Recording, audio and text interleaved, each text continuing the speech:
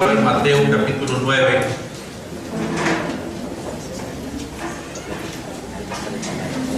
Mateo capítulo 9, vamos a leer versículos del 35 hasta el 38.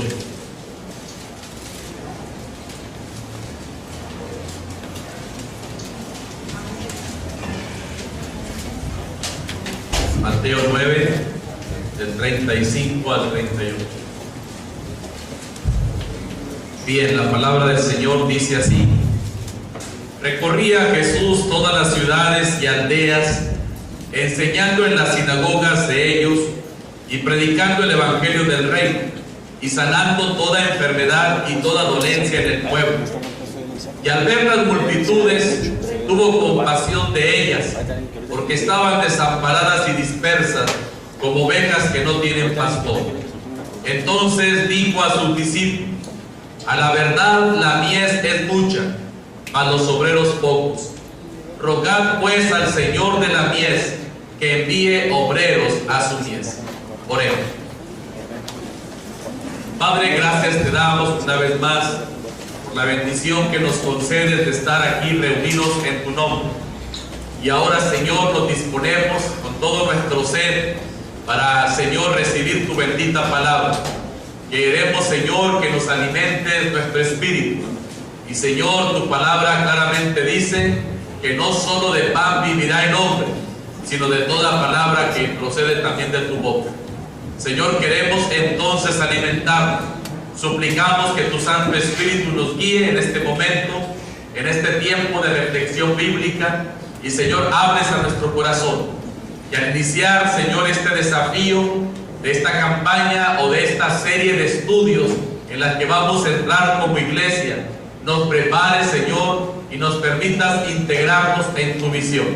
Padre bendito, bendice a tu iglesia y háblanos en esta hora de la mañana. Te lo rogamos por Cristo Jesús. Amén.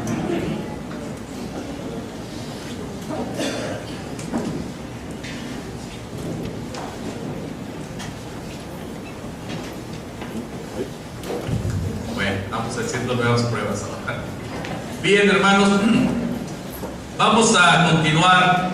El mensaje de esta hora de la mañana se titula Una iglesia movida por la compasión. Una iglesia movida por la compasión. Ese es el anhelo de Dios para nosotros, mis amados hermanos. Independientemente de que luego venimos al templo, ¿verdad?, para recibir palabra de ánimo, para recibir de vez en cuando y muy seguido regaños del pastor, para recibir aliento para nuestra vida, para seguir adelante. Quiero decirles que hoy el Señor quiere hablar a nuestro corazón y quiere enseñarnos que Él quiere una iglesia que se mueva, una iglesia viva, una iglesia que se mueva en el poder del Espíritu Santo. Una iglesia que contemple hacia afuera la necesidad de la raza humana. Por eso es que el mensaje de hoy se titula Una iglesia movida por la compasión. Y quiero decirles, mis amados hermanos, que luego, ¿verdad?, por ahí nos encontramos con imágenes terribles de guerras, nos encontramos con imágenes terribles de hambre, de accidentes, de violencia y de crímenes que constantemente nos llegan por la televisión, por los periódicos y también por la internet. Creo, sin temor a equivocarme, que muchos de nosotros somos a veces cimbrados y hasta sacudidos por tantas escenas de dolor y de maldad que vemos a nuestro alrededor, a tal grado que en nosotros se empieza a despertar una genuina compasión. Quiero decirles, mis amados hermanos, que la maldad siempre ha existido. Aún en los tiempos de Jesús había maldad. Es cierto que en aquellos años no había conflictos bélicos en la proporción que hoy los vemos. Pero el dolor, amados hermanos, producto de las enfermedades, de infortunios, de pobreza, de posesiones demoníacas, siempre estuvieron presentes aún desde los tiempos de Jesús. En el tiempo de Jesús estas cosas, amados hermanos, formaban hasta parte de la vida diaria.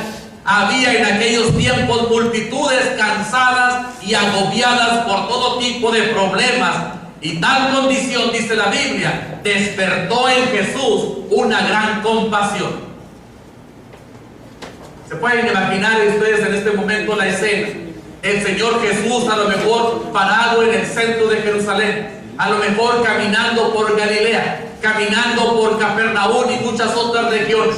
Y pueden ustedes imaginarse que el Señor, ¿verdad? Cada vez que entraba a una ciudad sentía dolor en su corazón al ver la gente entregada al pecado, al ver a la gente, ¿verdad?, entregada a la maldad, al ver a la gente sufriendo por terribles enfermedades, porque entonces no había cura para tantas cosas. Y dice la Biblia que el Señor Jesús, entonces, cuando vio las multitudes que estaban en esa condición, sintió una gran compasión en su corazón. Pero preguntémonos en esta tarde, ¿qué es la compasión? La compasión, mis amados hermanos, es sinónimo también de misericordia. Tener compasión o misericordia es sentir dolor y tristeza por la desgracia en la que vive mucha gente. Pero el que es compasivo, mis amados hermanos, no solamente siente dolor y tristeza, sino que además hace algo para aliviar aquel dolor o aquella tristeza en la que se encuentra la gente. Dice la Biblia que Jesús tuvo compasión por los perdidos, y la compasión fue uno de sus mayores atributos en su corto ministerio, mis amados hermanos. La compasión de Jesucristo, ¿verdad?, salía de su corazón, formaba parte de su vida cotidiana. A donde quiera que iba, él sentía el dolor por la gente que estaba sufriendo, y sobre todo por la gente que estaba caminando también rumbo al infierno. La Biblia dice, mis amados hermanos, que un hombre paralítico y postrado por años ahí sentado despertó la compasión del Señor. También en otra ocasión dice la Biblia que el Señor Jesús se encontró con un ciego de nacimiento. Y, amados hermanos, este hombre estaba imposibilitado para poder distinguir los colores y los rostros de las personas. Y Jesús, dice la Biblia, fue movido a compasión de tal manera que lo sanó. En otra ocasión, una pobre mujer que tenía flujo de sangre desde hacía muchos años, también movió la compasión del Señor. En otra ocasión se encontró a un hombre endemoniado, a un hombre que estaba poseído por más de 2000 demonios, vivía en medio de los sepulcros y que andaba desnudo y gritando por las calles sin tener un momento de sosiego y de quietud. Este hombre también despertó en Jesús una gran compasión. Amados hermanos, dice la Biblia, ¿verdad?, que simplemente veía a la gente y eso le provocaba simplemente una gran compasión. Una multitud a la que vio como ovejas sin pastor, dice la Biblia que le produjo compasión. Y, amados hermanos, también dice la Biblia que una mujer que había sido sorprendida en el acto mismo del adulterio y que según sus acusadores merecía la muerte, también levantó la compasión del Señor al punto de decirle: ni yo te condeno, vete y no peques más. Y así yo podía seguir en esta mañana, ¿verdad?, viendo otros casos que movieron a la compasión a nuestro Señor Jesucristo. Y de Él, mis amados hermanos, aprendemos que nuestra vida cristiana constantemente necesita ser movida a la compasión. El día de hoy, además de ver en este sermón que hay muchísimas personas que están sufriendo y que necesitan del amor de Dios, vamos a ver también que es la iglesia en su totalidad la que hoy se debe estar moviendo a la compasión. Ayer platicaba yo con el hermano David y en broma me decía: ya me quiero regresar a la presbiteriana, porque allá sentadito me la pasaba, allá no me ponían a trabajar, allá no sentía yo nada por la gente que se estaba perdiendo, allá estaba yo, ¿verdad?, esperando nomás que Cristo viniera por mí. Y qué bonito, ¿verdad? Yo le dije a él, con otras palabras que no las voy a repetir aquí, le dije: si te quieres ir, ven.